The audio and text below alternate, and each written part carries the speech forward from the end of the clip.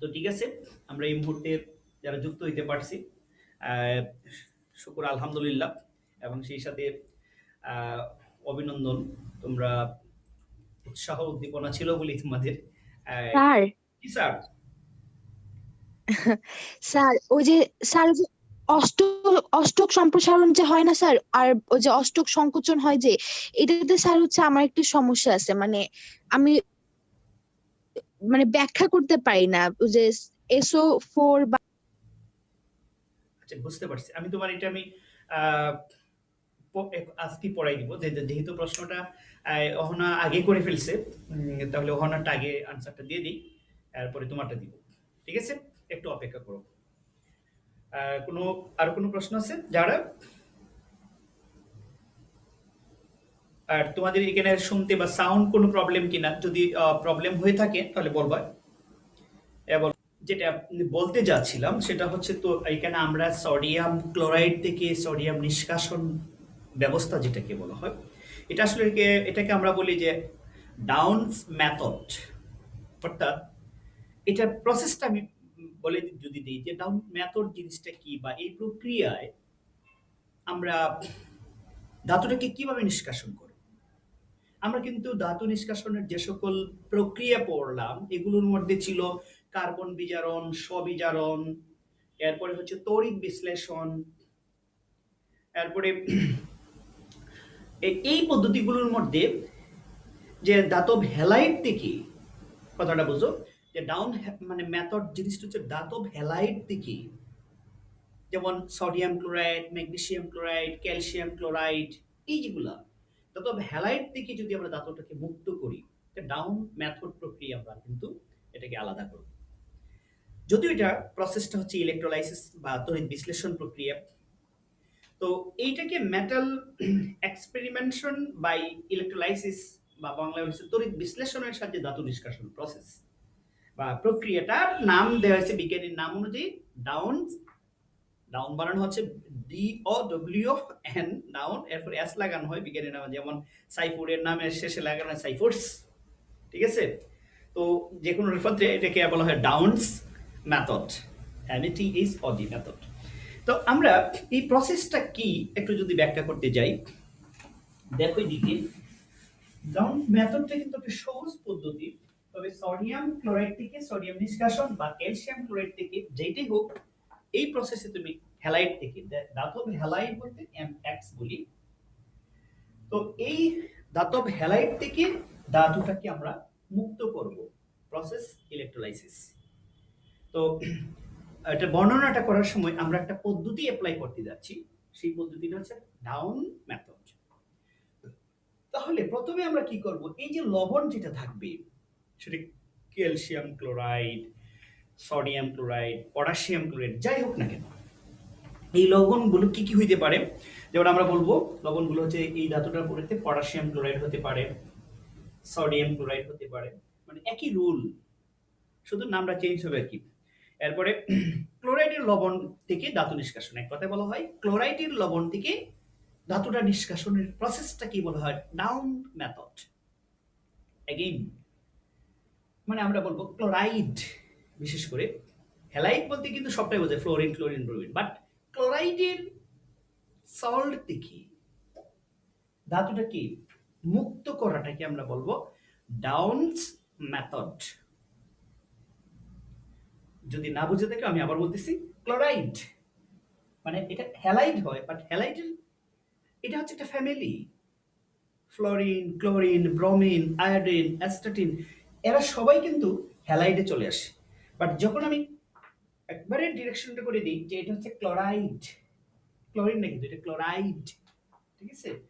তো ক্লোরাইডের লবণ, এটা আমরা বলবো যে ধাতব ক্লোরাইড যদি হয়, তাহলে কারা, পটাশিয়াম ক্লোরাইড, সোডিয়াম ক্লোরাইড, তাহলে ক্যালসিয়াম ক্লোরাইড, নট অনলি কি বলে যে পটাশিয়াম সোডিয়াম, এটা ক্যালসিয়াম ক্লোরাইড, ক্ষার ধাতু, বৃক্ষার ধাতু, এদের ক্ষেত্রে ক্লোরাইডের লবণ থেকে যদি আমরা ধাতুটাকে মুক্ত করি, এইখানে প্রসেসটা ব্যবহার করা ডাউন মেথড। তখন এখানে একটা চিত্র আমি অঙ্কন করে দেখাচ্ছি যে ধাতুটাকে মুক্ত করার প্রসেসটা, তারপর আমরা বর্ণনা করব। তবে সবসময় মনে রাখবা ক্লোরাইডের লবণ থেকে যখন তুমি ধাতুটাকে মুক্ত করতে যাইবা তখন এই লবণটার সাথে যে লবণটাই থাকুক, সোডিয়াম ক্লোরাইড হোক পটাশিয়াম ক্লোরাইড হোক, তার সাথে আরো একটা লবণ যুক্ত করতে হবে নরমালি। আমরা এটা কেন যুক্ত করব যদি প্রশ্ন করা হয়? সোডিয়াম ক্লোরাইডের সাথে আমরা ক্যালসিয়াম ক্লোরাইড যুক্ত করি। আবার স্যার জি স্যার। স্যার আমি একটু স্যার বের হয়ে আবার আচ্ছা ঠিক আছে, ঢুকতেছি স্যার, মানে আচ্ছা অসুবিধা নেই, আসো। তো স্কিপ হয়ে গেছে পাচ্ছি। আচ্ছা ঠিক আছে, অসুবিধা নেই, পরবর্তীতে রেকর্ডিং দেখে নিবে। তো আমরা বলতেছি যদি সেটা ক্লোরাইডই হোক, সোডিয়াম ক্লোরাইড বা পটাশিয়াম ক্লোরাইড বা ক্যালসিয়াম ক্লোরাইড হয়, সচরাচর তোমাদেরকে দেওয়া হয় সোডিয়াম ক্লোরাইড অথবা ক্যালসিয়াম ক্লোরাইড অথবা ম্যাগনেসিয়াম ক্লোরাইড। এটা থেকে তুমি সোডিয়াম, ম্যাগনেসিয়াম, ক্যালসিয়াম এগুলো কিভাবে তুমি আলাদা করবে? তা আমরা জানি যে বিশেষ করে হচ্ছে যেমন সোডিয়ামের ক্ষেত্রে এটা একটা অধিক সক্রিয় ধাতু। এটাকে কালেক্ট বা সংগ্রহ করতে গেলে কেরোসিন বা অ্যালকেন বা প্যারাফিন এদের নিচে রাখতে হয়। তোমরা জানো সোডিয়াম সম্পর্কে, আমাদের স্কুলের সব স্টুডেন্টদেরকে আমি এই বিক্রিয়াটা আমি দেখাইছি, আমি বাসার দেখাইছি, উইকেন্ডও দেখাইছি। অতএব এটা সম্পর্কে কম বেশি ধারণা সবারই আছে, ধরে নেওয়া যায়। তো এটাকে আলাদা করতে গেলে এটা তড়িৎ বিশ্লেষণ করে যে এটা আমরা করবো, অনেকে চিন্তা ভাবনা করে তড়িৎ বিশ্লেষণ করলাম, করার পর এটা পানিতে সোডিয়ামটা হবে, এটা আমি আলাদা করবো কেমন? না, এটা এমন তো সম্ভব না। তাহলে আমরা চলো এই চিত্রটাকে অঙ্কন করতে গেলে ডাউন মেথড হচ্ছে একটা এমন একটা পাত্র নিব আমরা স্টিলের, দেখো এইটার প্রসেসটা হচ্ছে আমরা আসলে দিব কি একটা দ্বিলবণ। তোমরা সবাই জানো দ্বিলবণের সংজ্ঞা জানো, যদি না জানো তাহলে শুনে রাখো। দ্বিলবণ বলতে আমরা বুঝি, মানে দুটি লবণ বললে এটা হবে না, কিন্তু দ্বিলবণের সংজ্ঞা হচ্ছে যে লবণের ক্যাটায়ন থাকবে দুটি, অ্যানায়ন থাকবে একটি, এটাকে বলা হয় দ্বিলবণ। এক্সাম্পল মিশ্রণ, যদি ওইটা একটা আমি লিখলাম calcium chloride and sodium chloride, তাহলে এখানে ক্যাটায়ন হচ্ছে calcium ion and sodium ion, but single বা একটাই বলবো আমরা, এটা কমন আয়ন, অর্থাৎ এটা তো আছে এটা তো আছে, ইংলিশে বলে কমন আয়ন, বাংলায় বলে সমায়ন। তো এটার মধ্যে আমরা বলতে পারি ক্যাটায়ন হচ্ছে দুই জাতের, অ্যানায়ন হচ্ছে এক জাতের, খাঁটি বাংলায় যদি বলতে যাই। আর এদেরকে আমরা বলি একটা দ্বিলবণ। ডাউন মেথডের ক্ষেত্রে আমরা একটা পূর্ব অভিজ্ঞতা থাকতে হবে যে এই পদ্ধতি মানেই একটা দ্বিলবণ নিতে হবে। এটা ইন্ডাস্ট্রি বেনিফিটের জন্যই নেওয়া হয়। প্রশ্ন হচ্ছে কেন নিব? কারণ আমরা জানি সোডিয়াম ক্লোরাইডের তাপমাত্রা হয়, মানে যেটাকে গলনাঙ্কটা সবাই জানা, অলরেডি দ্বিতীয় অধ্যায়ে পড়ছো, এই তোমাদের রসায়নের দ্বিতীয় অধ্যায়ের মধ্যে এটা দেওয়া আছে গলনাঙ্ক সম্পর্কে, এবং এটা এই অধ্যায়েও আছে 801 ডিগ্রি সেলসিয়াস, অনেকটা বেশি। স্ফুটনাঙ্ক 1465। ক্যালসিয়াম ক্লোরাইডের ক্ষেত্রে যদি বলি এগুলার গলনাঙ্ক অনেকটা বেশি হয়। কিন্তু যখন দুইটা পদার্থকে একত্রে দেওয়া হয়, তোমরা সবাই জানো বরফ আর পানি একত্রে যখন আনি, দুইটারই তাপমাত্রাটা সাম্যাবস্থায় চলে আসে। অপরদিকে একটা গরম আর একটা নরম, তো মাঝখানে একটা অংশ ধরন হয়ে যায়।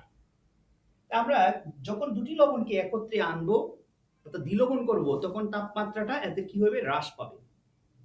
আর যেমন অ্যালুমিনিয়াম ক্লোরাইড থেকে যখন আমরা অ্যালুমিনিয়াম অক্সাইড থেকে যখন অ্যালুমিনিয়াম নিষ্কাশন করতে যাই, তখনও কিন্তু আমরা আরেকটা অংশ এনে যুক্ত করি, সেটার নাম হচ্ছে সোডিয়াম হেক্সাফ্লোরো অ্যালুমিনেট, আরেকটা অংশ যুক্ত করে, কেন? তাপমাত্রাটা কমানোর জন্য। ঠিক তেমনি সোডিয়াম ক্লোরাইডের সাথে ক্যালসিয়াম ক্লোরাইড যুক্ত করা হয়, তখন আগে তার তাপমাত্রা ছিল 801, পরবর্তীতে মিশ্রণ হওয়ার সময় তখন তার তাপমাত্রা চলে আসে 600 ডিগ্রি সেলসিয়াস। তাপমাত্রা কমে গেল। তুমি যদি তাপমাত্রা মনে না রাখতে পারো তাহলে বলবা যে পূর্বের চেয়ে তাপমাত্রা পরবর্তীতে কমে যায়। যেমন ক্যালসিয়াম ক্লোরাইড আসলো, তুমি ক্যালসিয়াম ক্লোরাইড থেকে ক্যালসিয়াম নিষ্কাশন করবা, বা ম্যাগনেসিয়াম ক্লোরাইড থেকে ম্যাগনেসিয়াম নিষ্কাশন করবা, তাপমাত্রা জানো নাই। তো তুমি বলতে পারো যে এই পদার্থটার যে লবণটা দেওয়া থাকে এটার নাম বলবা, ক্যালসিয়াম ক্লোরাইড হলে ক্যালসিয়াম ক্লোরাইড বলবা, ম্যাগনেসিয়াম ক্লোরাইড হলে ম্যাগনেসিয়াম ক্লোরাইড বলবা, এটার গলনাঙ্ক একটু বেশি হওয়ার কারণে শিল্প প্রতিষ্ঠানের জন্য এটা ব্যয়বহুল হয়ে দাঁড়ায়।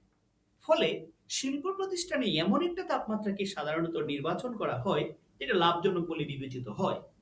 আর এই লাভজনক তাপমাত্রাটাকে খুঁজে বের করার জন্য তারা কি করে, এটাকে একটা দ্বিলবণে পরিণত করে, অর্থাৎ এর সাথে আরো একটা লবণ যুক্ত করে।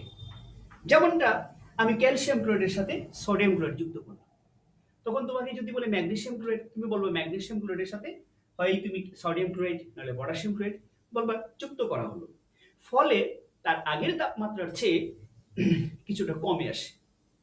যখন তাপমাত্রা কমে আসে তখন ইন্ডাস্ট্রির জন্য এটা একটা লাভজনক বলে বিবেচিত হয়, অর্থাৎ অল্প পুঁজিতে বেশি রুজি হিসাবে তারা এটা ধরে নেই। আমরা যদি বলি সোডিয়াম ক্লোরাইড থেকে কিভাবে সোডিয়ামটা নিষ্কাশন করা হয়, তাহলে সোডিয়াম ক্লোরাইডের সাথে ক্যালসিয়াম ক্লোরাইড যুক্ত করা হয়। প্রশ্ন আসে কেন সোডিয়াম ক্লোরাইডের সাথে ক্যালসিয়াম ক্লোরাইড যুক্ত করা হয়? এক কথাই উত্তর, তাপমাত্রা কমানোর জন্য। যেমন সাজুগুজু করে কিভাবে লিখবা, তাপমাত্রা এর হচ্ছে 801, শিল্প প্রতিষ্ঠানের জন্য এটা মানে ভালো না, ভালো না বলতে কি তা লাভজনক নয় আর কি। এটাকে তাপমাত্রাটা কমানোর জন্য তার সাথে ক্যালসিয়াম ক্লোরাইড অর্থাৎ একটি দ্বিলবণ তৈরি করা হয়। যখন দ্বিলবণ শব্দটা তুমি লিখতে পারবা, ধরে নেওয়া যাবে যে স্টুডেন্টের এটা ভালো স্টুডেন্ট, এর খাতাটা আসলে টাল্লিবাল্লি ভাবে মূল্যায়ন করতে পারবে না, কারণ দ্বিলবণ কিন্তু সবাই মুখস্থ বুঝে না। দ্বিলবণ বলতে আমরা এই জিনিসটা কি বুঝি, যে লবণের মধ্যে দুটি ক্যাটায়ন থাকবে, একটা অ্যানায়ন থাকবে। পরবর্তী ক্লাসগুলোতে আরো সুন্দর শুনবো এগুলা। তো যাই হোক, তাপমাত্রা কমানোর জন্য কিন্তু আমরা এটা যুক্ত করি। এখন আসি এটার প্রসেস বা এটা চিত্রটা কেমন হবে। তো চিত্রটার ক্ষেত্রে আমরা একটা মানে এটাকে একটা আয়রনের ফ্রেম তৈরি করব এবং এটার মধ্যে ক্যাথোড অ্যানোড দিব। দেখো চিত্রটা আমরা কিভাবে দিচ্ছি এবং বর্ণনাটা আমি পড়ে শোনাবো। এটার একটা পাত্র তৈরি করা হচ্ছে, আমি অঙ্কন করার পরে তোমরা অঙ্কন করো, আর পরে তো তোমরা ডেসক্রিপশন বক্সের মধ্যে গিয়ে এটা সম্পর্কে কিছুটা ধারণা পাবো, আমি এটা পরে দিয়ে দিব। তো এই ছিল, আমরা একটা কার্বন দণ্ড দিব। আমরা জানি যে তড়িৎ বিশ্লেষণের জন্য ক্যাথোড অ্যানোড লাগে, তো কার্বন দণ্ড একটু বড় করে দেওয়া হচ্ছে। এটা তো আর আমরা টেস্ট বিক্রিয়াটা করতেছি না, একটা ইন্ডাস্ট্রির ব্যাপারে এখানে। হ্যাঁ, তো অনেক ক্ষেত্রে এটা অনেক জায়গায় স্টাইল করে, তাহলে যদি স্টাইল করে তুমি এরকম করতে পারো, এই জায়গাটা একটু মোটা করে পরে একটু ছোট করে দিলা, তাহলে কাজ কি সুবিধা কি? সুবিধা হচ্ছে ভিতরের অংশটা বেশি গ্রাফাইট থাকলে বিক্রিয়াটা দ্রুত হবে, আর নিচের দিকে আমরা জানি সাধারণত এগুলা এ করা হয়। আচ্ছা, তার একটু বড় করে দিই। ওকে, এই ছিল তার একটা কার্বন দণ্ড। আর বাকি অংশটা কোথায় হবে এটা আমরা যদি দেখি, এই একটা, এখন এটাকে আমরা প্লাস মাইনাস চিহ্ন দিতে হবে। এটা আসলে অরিজিনালি সে কি হিসেবে কাজ করে, এটা প্লাস হিসেবে কাজ করে বা ধনাত্মক হিসাবে। লিখবো কি এখানে, এটা প্লাস। আমরা জানি যে সাধারণ বিদ্যুৎ কোষের ধনাত্মক অংশটাকে আমরা কি বলবো, অ্যানোড বলবো। ঠিক আছে, এটা হচ্ছে অ্যানোড। অ্যানোড, ওকে। এখন ক্যাথোড হিসেবে কে ভূমিকা পালন করবে? তো ক্যাথোড হিসেবে আসলে যেটা পালন করে, এটা ব্যাপারটা হচ্ছে এখানেও একটা কার্বন দণ্ডই থাকবে। এই যে অংশটাকে যেটা দিচ্ছি, এইদিকে একটা, এইদিকে একটা। এখন এদের সাথে যাতে সংঘর্ষটা না ঘটে বা তার একটার সাথে একটা ম্যাচ না হয়, এটা তো ভিতরে থাকবে না, এটার দিকে কোনো শাখা প্রশাখা থাকবে, তারের সাথে সংযুক্ত করতে হবে। তো আমরা এইদিকে দেখাইলাম একটা, এইদিকে একটা। চিত্রটা সুন্দর আছে অবশ্যই, তোমরা ইজিলি বুঝতে পারবো। এইটা দিলাম। এখন এটার মাঝখানে কিন্তু একটা তোমার দেয়াল তৈরি করে দেখাই, আমরা একটু দেয়াল তৈরি করে দিব। এটা হচ্ছে লোহার একটা তার থাকে। হ্যাঁ, এদিকেও একটা লোহার একটা তার থাকবে। এটা লোহার তার লিখে দিবা তুমি, এটা লোহার তার, নাহলে তো বোঝা যাবে এটা কোনো কারণ না। এটা আমরা লিখে দিব কি, এটা হচ্ছে একটা একটা বলয় তৈরি করা হয়েছে, মানে এটাকে বেষ্টন করে রাখতেছে চতুর্দিকে। এটা হচ্ছে মাইনাস, বা এটাকে আমরা বলবো কি বলয়কার আয়রন ক্যাথোড। এই অংশটা কি, এটা কার্বন, এটা অংশটা কার্বন, আর হচ্ছে বলয়কার, এটার দিকে চতুর্দিক দিয়ে ঘিরে ফেলে এটাকে লিখে রাখবা যে বলয়কার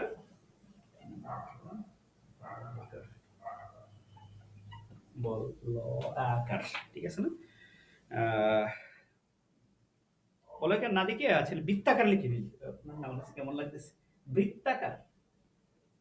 বৃত্তাকার মানে এটিকে আসলে চতুর্দিক দিয়ে কিন্তু ঘিরে আছে একটা ইয়ে দিয়ে এইভাবে আর কি। তো এটা অংশটা আমরা তো 2D দেখতে পারবো, এটাকে ঘিরে রাখতেছে মানে কে, লোহার বলয়, এটাকে লিখতে পারি বৃত্তাকার। কি বলবো, বৃত্তাকার আয়রন ক্যাথোড, বৃত্তাকার আয়রন ক্যাথোড, আয়রন ক্যাথোড, বৃত্তাকার, তাহলে এটা হবে কি হবে, মাইনাস হবে। তাহলে একটা তারের সাথে সংযুক্ত করা হচ্ছে, তো এখানে ধর একটা তারের সাথে এটা মাইনাস, একটা এটা মাইনাসের সাথে সংযুক্ত, আর এটা হচ্ছে কি প্লাসের সাথে সংযুক্ত। তাহলে আমরা এখানে দেখলাম। এখন এই অংশটাকে একটা মঠ, যারা হিন্দুদের মধ্যে দেখবো একটা মঠ তৈরি করা হয়, অর্থাৎ এটাকে আমরা বলি আসলে যে কি বলে, উপরের দিকে এইরকম আর কি, এইরকম আর কি, এই ব্যাপারটাকে মঠের মতো দেখতে। তো এইটাকে এই এই নিয়ে উপরের দিকে এরকম দেওয়া হয়, যাতে এখান থেকে জানি আমরা ক্লোরিন গ্যাস বের হয়, এই ক্লোরিন গ্যাসটাকে আবার সংগ্রহ করা হয়। তো এখান থেকে ক্লোরিন গ্যাসটা আরামসে বের হয়ে যাবে। তো এইদিকে আমরা চিহ্ন দিব ক্লোরিন Cl2 গ্যাস, জি লিখে রাখো, তোমরা হয়তো উপরে লেখাটা দেখতেছো কি না, হ্যাঁ দেখা যাচ্ছে, ক্লোরিন গ্যাস বেরিয়ে যাচ্ছে। আর আমরা এটার ভিতরে দিচ্ছি কি, এখান থেকে একটা উপর দিক দিয়ে একটা রাস্তা তৈরি করে দিচ্ছি, এখান থেকে সুন্দর করে প্রবেশ করাই দিচ্ছি। এটার নাম হচ্ছে একটা দ্রবণটা যেটা দিচ্ছি, কি দিচ্ছি আমরা, দ্বিলবণেট, সোডিয়াম ক্লোরাইড ও ক্যালসিয়াম ক্লোরাইডের একটা মিশ্রণ দেওয়া হচ্ছে। তাহলে বলবো NaCl ও CaCl2 আমরা এখানে প্রবেশ করিয়ে দিচ্ছি, তারপরে এইদিকে এসে যাচ্ছে। এখন এই যে এটা উৎপন্ন হলো, এই যে সোডিয়ামটা কিন্তু উপর দিকে, আমরা জানি সোডিয়াম পানি অপেক্ষা হালকা, সে উপর দিকে ভাসবে, হ্যাঁ ভাসবে, এটার ভিতরে দিকে এখানে যেটা স্তর হবে ব্যাখ্যা তো করবো আমি। তো এখান থেকে যেটা উৎপন্ন হবে এটা বের হয়ে এখান থেকে এটা সোজা এই দিক দিয়ে বের হওয়ার একটা রাস্তা দিব আমরা, এই দিক দিয়ে সে বের হয়ে যাবে এই, তাহলে এটাকে দিকে বেরিয়ে একটা ট্যাঙ্কি দিবা, কারণ আমরা জানি সোডিয়ামটা যেটা এখান থেকে আসবে, এই সোডিয়ামটা অবশ্যই একটা অ্যালকেন বা প্যারাফিনের নিচে রাখতে হবে। তো এইদিকে আসলো, এর একটা পাত্র তুমি এখানে লেগে দিবা, এই এখানে ছোট ছোট দানা তৈরি করে দিলার উপরে অ্যালকেনে, বা এটা লিখে দিব আমরা কি, সোডিয়াম ধাতু কোথায় আছে, অ্যালকেনে সোডিয়াম ধাতু, বা প্যারাফিনে লিখে দিতে পারো, প্যারাফিনে নিষ্কাশিত সোডিয়াম ধাতু বা সোডিয়াম ধাতু। তাহলে এখান থেকে কি বোঝা গেল, যে সোডিয়ামটাকে আমি খোলা বাতাসে রাখতে পারবো না, কেন, কারণ সোডিয়াম আগুন লেগে যাবে। আচ্ছা, এখন এই হচ্ছে প্রসেসটার ক্ষেত্রে আমরা কি কি ব্যাখ্যাটা করব। একটা পাত্র নিলাম, পাত্রটার দিকে এখানে আছে একটা কি কার্বন দণ্ড থাকবে, এটা অ্যানোড বা প্লাস হিসেবে যুক্ত থাকে, ব্যাটারির ধনাত্মক প্রান্তটা এর সাথে যুক্ত থাকবে, এবং এটাকে ঘিরে একটা বলয়াকার বা বৃত্তাকার আয়রন দণ্ড থাকে, এটাকে আমরা ক্যাথোড হিসেবে ধরবো। আর এখান থেকে উপরের দিক দিয়ে আমরা দিচ্ছি সোডিয়াম ক্লোরাইড ও ক্যালসিয়াম ক্লোরাইড, তার মেকানিজমের ফলে উৎপন্ন হচ্ছে ক্লোরিন গ্যাস, এইদিকে বেরিয়ে যাচ্ছে, ঠিক আছে। আর অপর দিকে সোডিয়ামটা এই দিক দিয়ে এসে এই পাত্রটার মধ্যে এসে জমতেছে, সেটার নাম হচ্ছে আমরা প্যারাফিনের সংরক্ষণ করতে যাচ্ছি, বা এখানে লিখবো প্যারাফিনের সংরক্ষিত সোডিয়াম ধাতু, এই লাইনটা লিখে দিবা। প্যারাফিন বলতে কি অ্যালকেন বোঝানো হচ্ছে, এটা হইতে পারে কি ডিজেল, অকটেন, এগুলো আর কি। প্যারাফিন বলতে এখানে গ্যাসে রাখতে পারবো না, আমরা প্যারাফিন বলি আসলে ডিজেল বা অকটেনকে, বা তুমি লিখতে পারো যে কেরোসিন লিখে দিতে পারো, এটাও হবে। এখন মেথডের প্রক্রিয়াটা কি, আমরা প্রথম থেকে যদি ব্যাখ্যা করি, এই পদ্ধতিতে লোহার তৈরি একটা ট্যাঙ্কি বা ট্রাঙ্কি যাই বলি না কেন, সোডিয়াম ক্লোরাইড এবং ক্যালসিয়াম ক্লোরাইড, এই যে সোডিয়াম ক্লোরাইড এবং ক্যালসিয়াম ক্লোরাইডের একটা মিশ্রণ নিয়ে বৈদ্যুতিক পদ্ধতিতে 600 ডিগ্রি সেলসিয়াস তাপমাত্রায় উত্তপ্ত করে গলানো হয়। দেওয়ার পরে এখানে আমরা 600 ডিগ্রি সেলসিয়াস তাপমাত্রায় উত্তপ্ত করি, এটা গলবে এখানে এসে।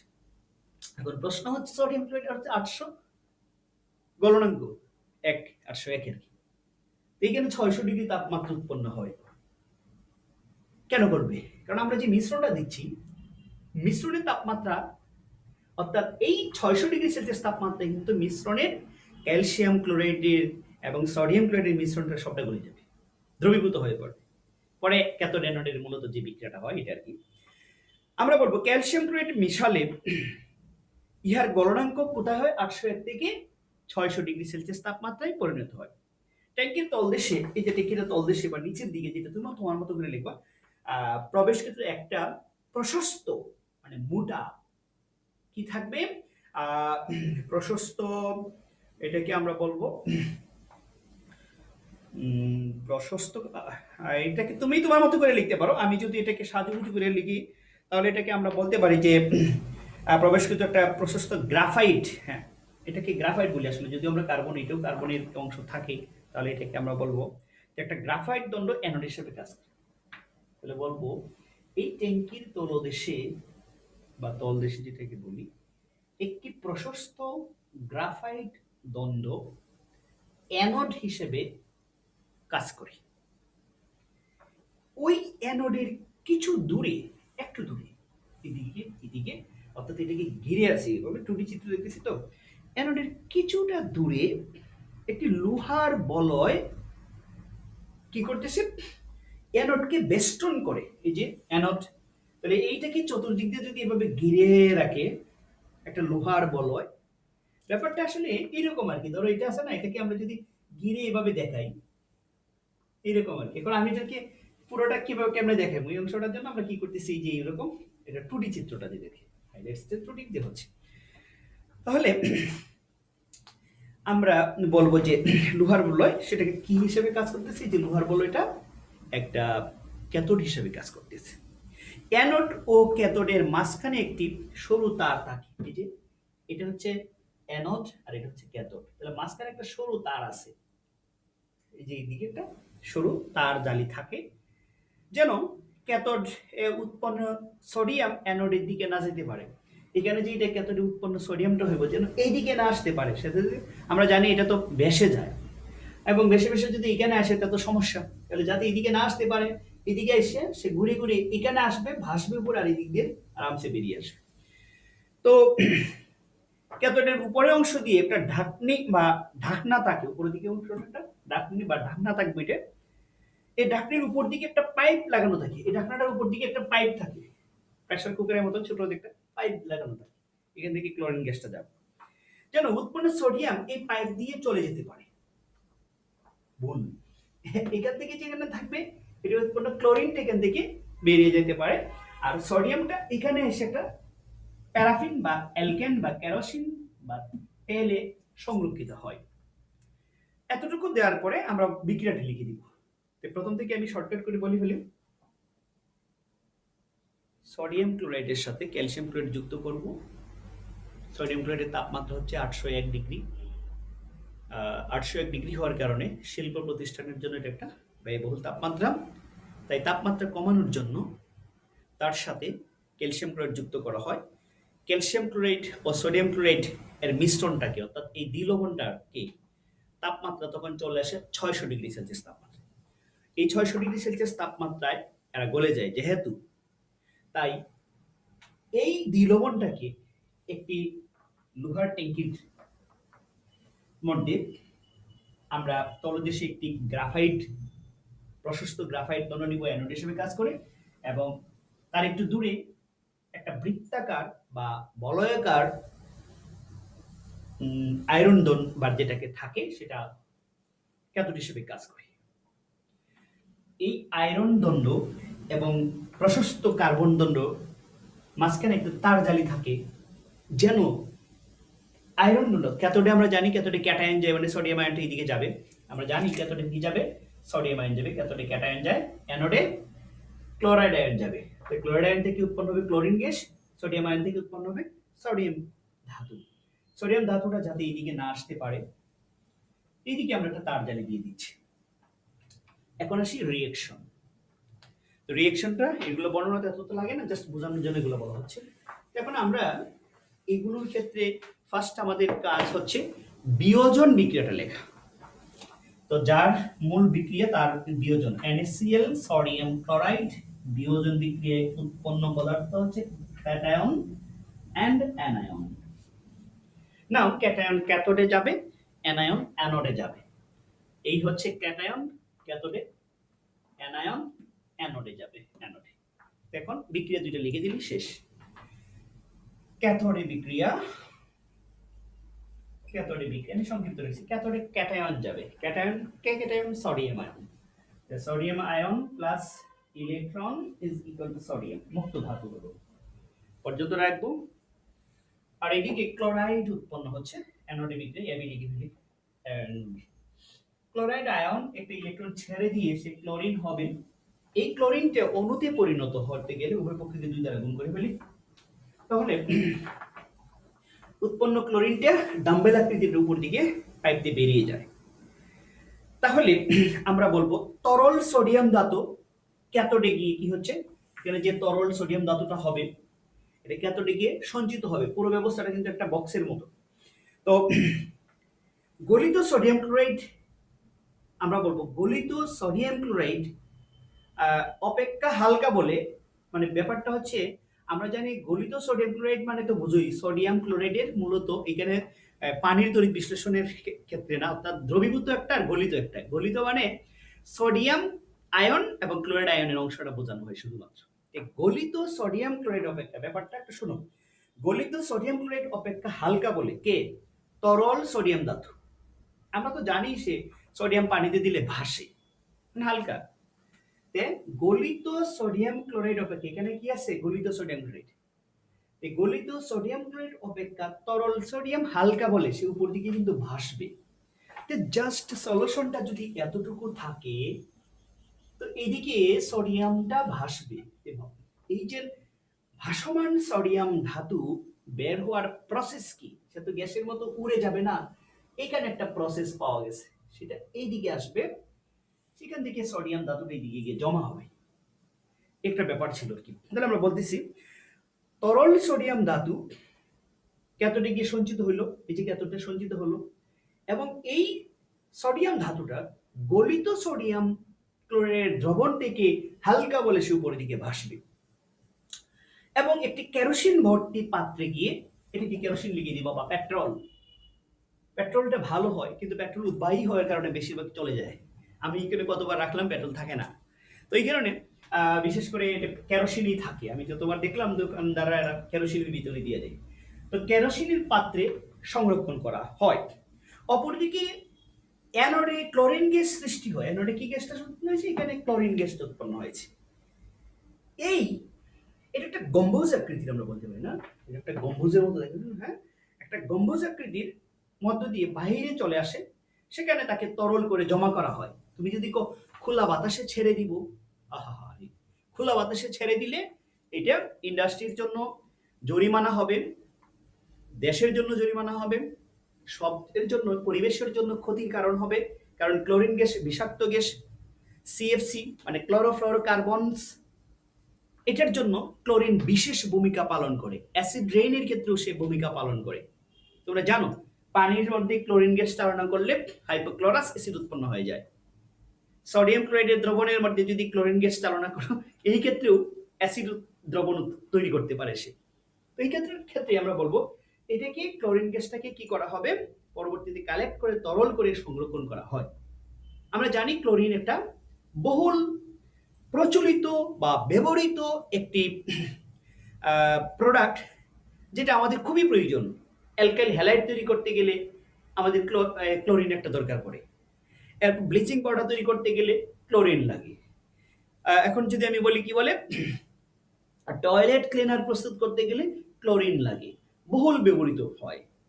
এখন আমরা আসলে বিষয়টা হচ্ছে কি, ক্লোরোবেনজিন বা অনেক প্রোডাক্ট আছে, ডিডিটি, বিষাক্ত ডিডিটি মানে হচ্ছে প্যারাপ্যারা ডাইক্লোরো ডাইফিনাইল ট্রাইক্লোরো ইথিন, এটাকে নাম হচ্ছে আমরা ডিডিটি বলতে বলি গ্যামিক্সিন, মানে এই যে পোকামাকড় হয় যে ক্ষেতের জমিতে, এই জমিতে পোকামাকড়গুলোকে ধ্বংস করার জন্য ক্লোরিন প্রয়োজন, মানে ক্লোরিনের প্রোডাক্টগুলোকে গ্যামেক্সিন একটা পদার্থের নাম, এর সংকেত হচ্ছে C6H6Cl6, মানে ক্লোরিন, কার্বন 6টা, হাইড্রোজেন 6টা, ক্লোরিন 6টা আর কি, মিললে একটা যৌগের নাম, এর নাম হচ্ছে গ্যামেক্সিন।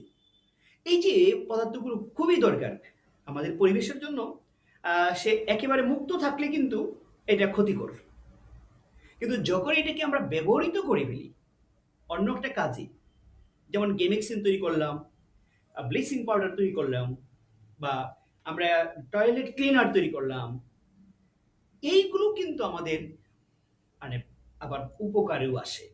এই কারণে এটাকে মুক্তভাবে না ছেড়ে দিয়ে এটাকে সংরক্ষণ করা হয়। এই ছিল ক্লোরিনের ব্যবহারটাও। ক্লোরিনের ব্যবহার অসংখ্য আছে, এটা পরবর্তী শিখবে। আপাতত বেসিক্যালি একটু ধারণা থাকবে। তো আমরা এখানে দেখলাম এই অংশটা হচ্ছে কি প্লাস, আর এই অংশটা হচ্ছে কি মাইনাস। প্লাস এই কারণে ব্যাটারির ধনাত্মক অংশের সাথে যুক্ত থাকে। তো যদি ধনাত্মক অংশের সাথে যুক্ত থাকে এটার নাম কি? অবশ্যই আমরা বলবো, এটা জাস্ট বর্ণনা বলছি, রিঅ্যাকশন মাত্র তিনটা। এই প্রসেসে বা উক্ত পদ্ধতিতে কি কি ধাতু নিষ্কাশন করা হয় শুরুতেই বলে দিচ্ছি, calcium chloride, magnesium chloride, sodium chloride, potassium chloride, একই পদ্ধতি। এখান থেকে একটা ছোট প্রশ্ন আছে, লিখে রাখো। কোয়েশ্চেন নাম্বার মানে 2 মার্কের জন্য, mx হতে m প্লাস নিষ্কাশনের সময়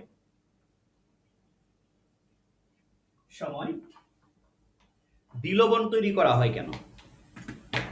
mx বলতে কি? ধাতব হ্যালাইড। এখন mx বলতে, এখন তুমি বলতে পারো mটা যে কোন গ্রুপের ধাতু বুঝবো কেমনে করে? এটা ব্যাককেলের মতো প্রশ্ন হয়ে যাবে, কারণ mটা এখানে আমরা হ্যালোজেনের এটা কনফার্ম জানি। দেখো এইদিকে mx হ্যালোজেন, হ্যালোজেনের যদি নরমাল কি কত ধরা হয়? যোজনী এক ধরা হয়, জারণ সংখ্যা ভিন্ন হয়। তো এটা যখন এক হবে, এটারও এক হবে, তখন এই ধাতুটাকে আমরা পর্যায় সারণী গ্রুপ 1 এ ধরবো। যদি 2 নম্বরের গ্রুপে হইতো, যেমন ক্যালসিয়াম ক্লোরাইড, তাহলে এখানে 2 হইতো, mx2 হইতো। যেহেতু এখানে 1, অতএব এই ধাতুটা হচ্ছে পর্যায় সারণী গ্রুপ 1 এর উইদাউট হাইড্রোজেন।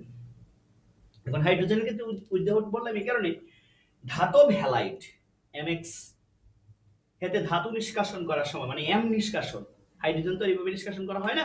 তাহলে আমরা বলবো যে mx হতে m প্লাস নিষ্কাশনের সময় দ্বিলবণ তৈরি করা হয় কেন? তাহলে কথার উত্তর হবে একটাই, mx মানে ধাতব হ্যালাইড থেকে ধাতু নিষ্কাশন করার সময় তাকে দ্বিলবণ তৈরি করার মূল কারণ হচ্ছে ধাতব হ্যালাইডের গলনাঙ্কটা কমানোর জন্য। আমরা জানি দ্বিলবণে একটি কমন আয়ন থাকে। কথাটা মনে কঠিন হয়ে গেছে না? কমন আয়ন বলতে দ্বিলবণের মধ্যে দুইটা লবণ যে করবা, এখানে অ্যানায়ন একটা হবে। সংজ্ঞার মধ্যেই বলা হচ্ছে যে লবণের ক্যাটায়ন হচ্ছে দুইটা, অ্যানায়ন শুধু একটা। অ্যানায়ন কেন একটা? দেখো কমন আয়ন জিনিসটা সবাই বুঝো, কমন জিনিসটা এটাকে যদিও উপর লেভেলের পড়া হইলেও অসুবিধা নাই, তোমরা বুঝবা কমন জিনিসটা সবাই বুঝে। পটাশিয়াম ক্লোরাইড আমি বললাম, হ্যাঁ। তাহলে এখানে কমন কোনটা? এখানেও ক্লোরিন আছে, এখানেও ক্লোরিন আছে। যদি দুটি যৌগের মধ্যে একটি আয়ন বা একটা পরমাণু কমন হিসেবে থাকে, এটাকে আমরা বলি কমন আয়ন। যেমন এটা হচ্ছে মাইনাস ক্লোরাইড, এটা হচ্ছে ক্লোরাইড। সো এখানে ক্লোরাইড, এখানে chloride, we can write it's common ion. আর এটাকে বাংলায় বলে সমআয়ন। সমআয়ন থাকলে তাপমাত্রা কমায়। তাহলে তুমি সহজ করে বলবা দুটি লবণ একত্রে যুক্ত করলে পরে তার তাপমাত্রা আগের চেয়ে কমে যায়। তো প্রশ্নটা কি ছিল? mx হতে m ধাতু নিষ্কাশনের সময় হ্যালাইড মানে দ্বিলবণ তৈরি করা হয় কেন? তো দ্বিলবণ তৈরি করা হয় তাপমাত্রা কমানোর জন্য। উদাহরণ হিসেবে তুমি একটা দিবা, যেমন সোডিয়াম ক্লোরাইড হতে সোডিয়াম নিষ্কাশনের সময় ক্যালসিয়াম ক্লোরাইড যুক্ত করা হয়, কারণ সোডিয়াম ক্লোরাইডের গলনাঙ্ক হচ্ছে 801 ডিগ্রি সেলসিয়াস, যা শিল্প প্রতিষ্ঠানের জন্য একটা ব্যয়বহুল।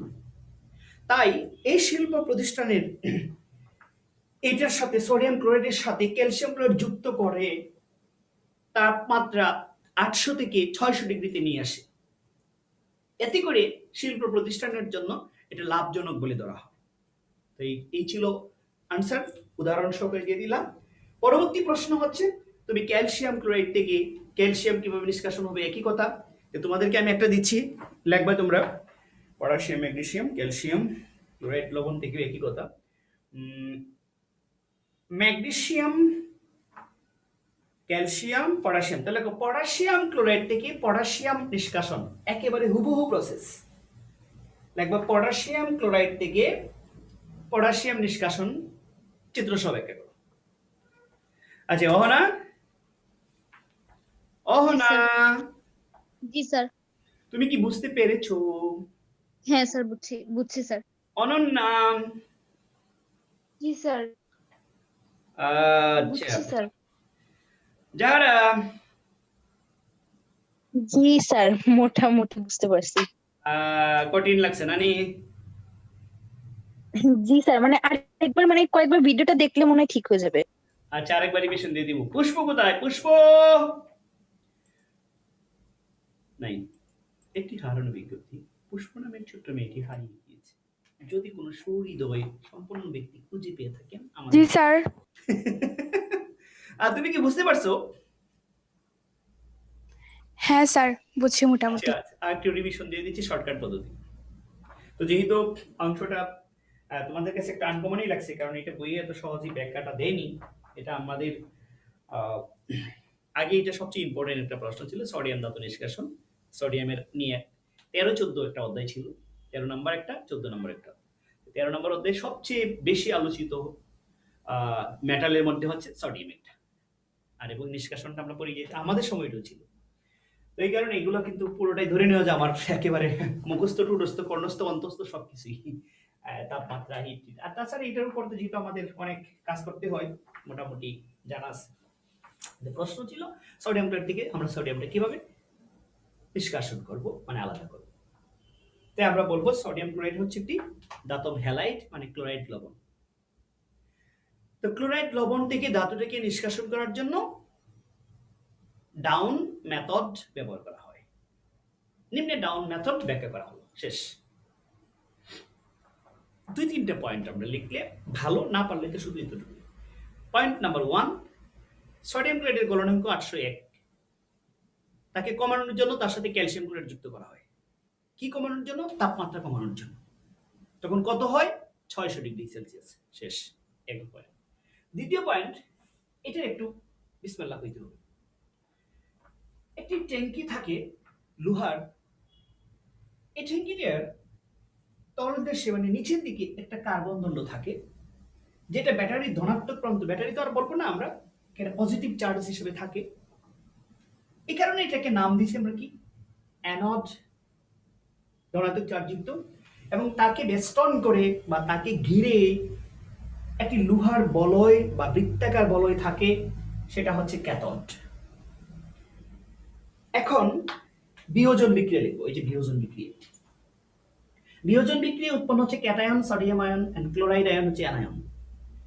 তো স্বাভাবিক যেমন এই যে ইলেকট্রোলাইসিসের বা তড়িৎ বিশ্লেষণের যে প্রসেস, এই প্রসেস অনুযায়ী ক্যাটায়ন ক্যাথোডে যাবে, অ্যানায়ন অ্যানোডে যাবে। তো অ্যানায়ন এখানে আছে ক্লোরাইড, ক্লোরাইড আয়নটা এইদিকে আসবে, কারণ এটা প্লাস, এই যে প্লাস বড় করে দেওয়া আছে দেখা যাচ্ছে, প্লাসের ক্ষেত্রে মাইনাসটা আসবে, আইসে সেই ইলেকট্রনটা কি করবে, সে তারে দিবে, দিয়ে সে মুক্ত হবে, মুক্ত হয়ে দুইটি একত্রে যুক্ত হয়ে ক্লোরিন হয়ে পড়ে যাবে, যাবাটা তুলে যাবে। সোডিয়াম আয়নগুলো দ্রবণে আছে, গলিত সোডিয়াম ক্লোরাইড, কিন্তু সোডিয়াম আয়নগুলো এখানে প্রচুর ব্যাটারির কি সাথে যুক্ত আছে, ধরো নেগেটিভের সাথে যুক্ত আছে। এই নেগেটিভের সাথে যুক্ত থাকার কারণে এখানে প্রচুর ইলেকট্রন আছে। ক্যাটায়নগুলো গিয়ে, সোডিয়াম আয়নগুলো গিয়ে ইলেকট্রন অ্যাকসেপ্ট করবে। দিস প্রসেস মুছে ফেলছি, অ্যাকসেপ্ট করে সে মেটালটা মানে কি ছিল আগে চার্জিত থেকে এখন সে ফ্রি হয়ে যাবে, জাস্ট ফ্রি মেটাল যেটাকে আমরা বলি, মুক্ত চার্জ যুক্ত পরমাণু হয়ে যাবে, যেটা সোডিয়াম। তা আমরা জানি যে দ্রবণে এবং ধাতুগুলোর মধ্যে সোডিয়াম, পটাশিয়াম এগুলো কিন্তু হালকা পানির মধ্যে ভাসে। তো এই গলিত সোডিয়াম ক্লোরাইডের দ্রবণ অপেক্ষা এই যে সোডিয়াম যেটা আছে এটা হালকা হয়ে উপরের দিকে ভাসবে, ভাসার পরে এটা এইদিকে আমরা কার্বন কি বলি যে প্যারাফিন বা কেরোসিন সমৃদ্ধ একটা মানে পাত্রের মধ্যে এসে সোডিয়ামটা গলিত মানে কি বলে তরল সোডিয়ামটা এসে জমা হবে, আর এখান থেকে ক্লোরিনটা গম্বুজাকৃতি উপর দিকে বেরিয়ে যাবে। এই ছিল প্রসেস। উক্ত পদ্ধতিতে পটাশিয়াম